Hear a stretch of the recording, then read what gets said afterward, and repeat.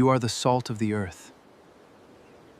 But if the salt loses be made salty again, it is no longer good for anything except to be thrown out and trampled underfoot. You are the light of the world. A town built on a hill cannot be hidden. Neither do people light a lamp and put it under a bowl. Instead, they put it on its stand, and it gives light to everyone in the house. In the same way, let your light shine before others, that they may see your good deeds and glorify your Father in heaven. Do not think that I have come to abolish the law or the prophets. I have not come to abolish them, but to fulfill them. For truly I tell you, until heaven and earth disappear, not the smallest letter, not the least stroke of a pen, until everything is accomplished. Therefore, anyone who sets aside one of the least of these commands and teaches others accordingly will be called least in the kingdom of heaven. But whoever practices and teaches these commands will be called great in the kingdom of heaven. For I tell you that unless your righteousness surpasses that of the Pharisees and the teachers of the law, you will certainly not enter the kingdom of heaven. You have heard that it was said to the people long ago, "You shall not murder, and anyone who murders will be subject to judgment." But I tell you that anyone who is angry with a brother or sister will be subject to judgment.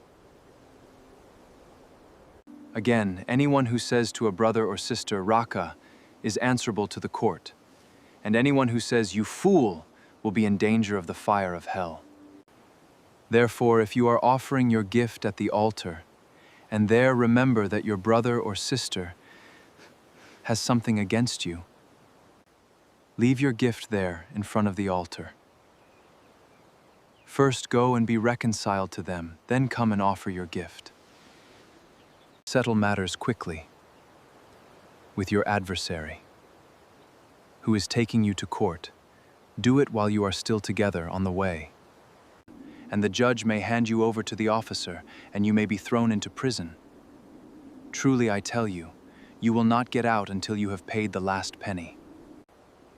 You have heard that it was said, "You shall not commit adultery." But anyone who looks at a woman lustfully has already committed adultery with her in his heart.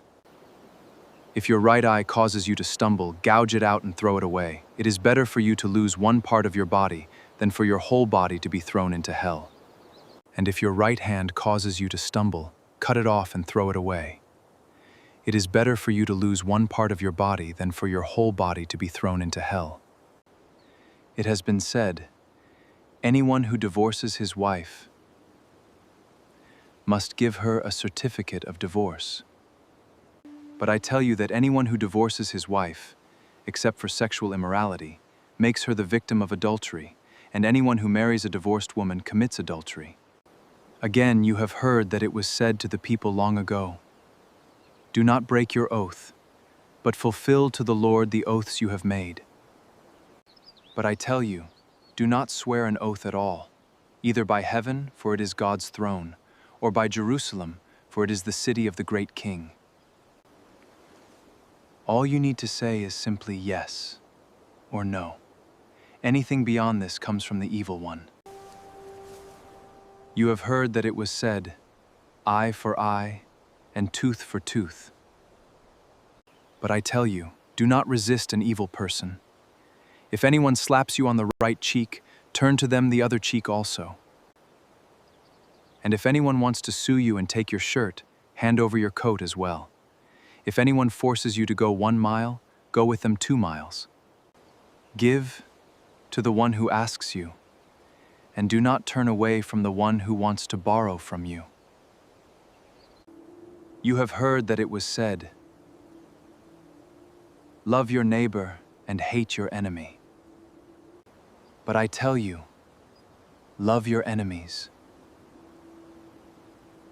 and pray for those who persecute you, that you may be children of your Father in heaven. He causes his sun to rise on the evil and the good, and sends rain on the righteous and the unrighteous. If you love those who love you, what reward will you get? Are not even the tax collectors doing that? And if you greet only your own people, what are you doing more than others? Do not even pagans do that? Be perfect, therefore, as your heavenly Father is perfect.